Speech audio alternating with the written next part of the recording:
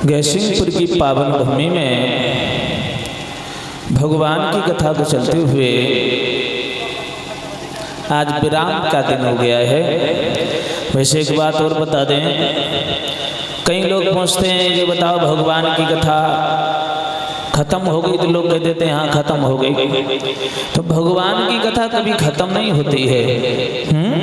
भगवान की कथा में विराम लगाया जाता है। केवल लिखा है कि सात समुद्र की मसी करूं, सब लेखन बन राय, सब धरती कागज करूं, पर हर गुण लिखा न जाए। यानी कि सारे समुद्र की हम स्याही बना लें, जितने भी पेड़ हैं धरती पर उनका हम कलम बना लें, और सारी धरती को हम अगर कागज बना लें तो भगवान की कथा को कोई नहीं लिख सकता है।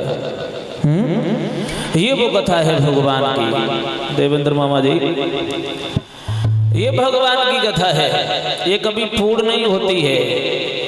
बड़े बड़े ज्ञानी आए, बड़े बड़े महापुरुष आए, बड़े बड़े कवि आए, लेकिन भगवान की कथा कभी पूर्ण नहीं कर पाए हैं। भगवान की कथा एक ऐसी कथा है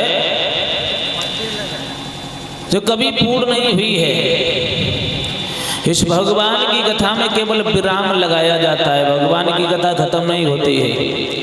कहीं जाते हैं हम लोग कह देते हैं भैया भगवान की कथा खत्म हो गई। ऐसा नहीं है, भगवान की कथा खत्म नहीं होती है। भगवान की कथा में केवल विराम लगाया जाता है। तो आज भगवान की पावन कथा को चलते हुए विराम की बेला समाप्ति की हो जा रही है। श्री सुखदेव जी वर्णन कर रहे हैं, हरिहर क्षेत्र गंगा के किनारे बोल रहे हैं, हे राजन परीक्षित, आज भगवान की पावन कथा को चलते हुए ये सप्तम दिवस की बेला समाप्ति की हो जा रही है। अभी आप सुन रहे थे कि उद्धव गोपियों का प्रेम पत्र लेकर के भगवान के द्वारा वृंदावन में गए थे। एक बात और बता दें, उद्धव क्यों गए थे?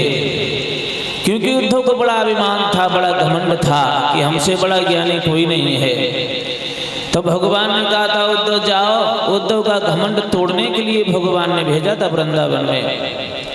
और उद्धव जब वृंदावन में गए हैं तो गोपियों के आगे उद्धव का ज्ञान टिक नहीं पाया।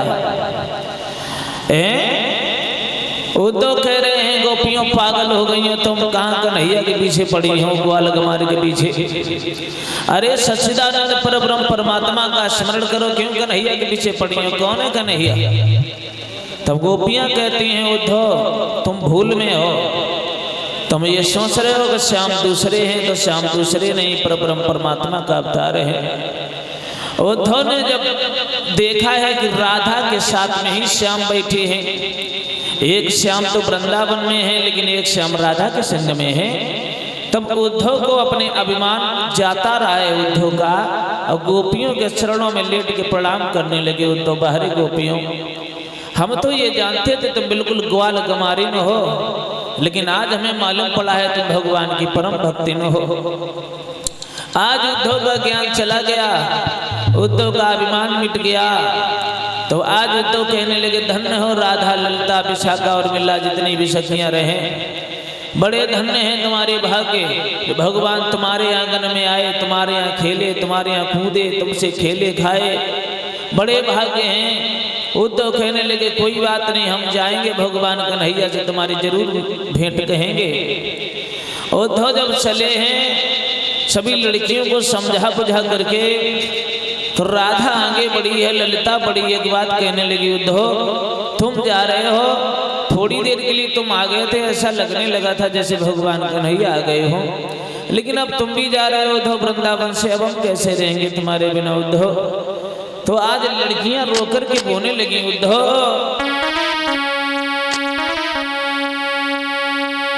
तुम भी जा रहे हो कि तारे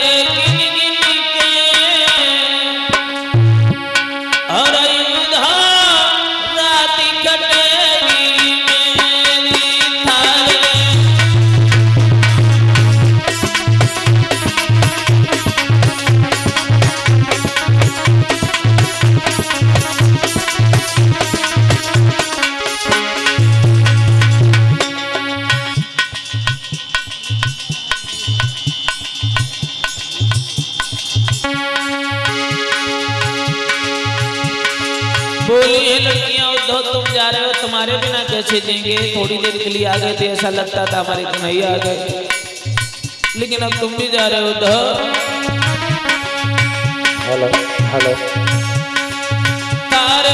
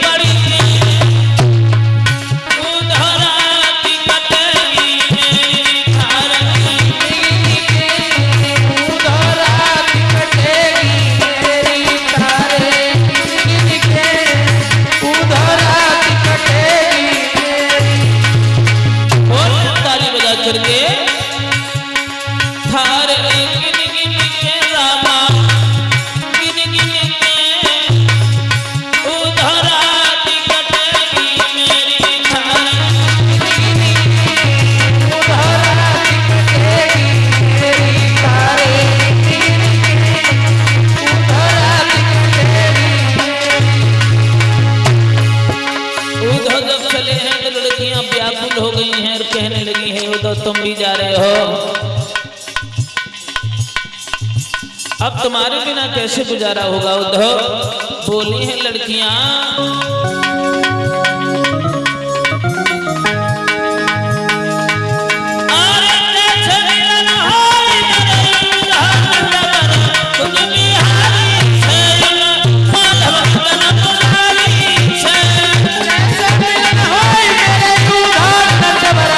बिहारी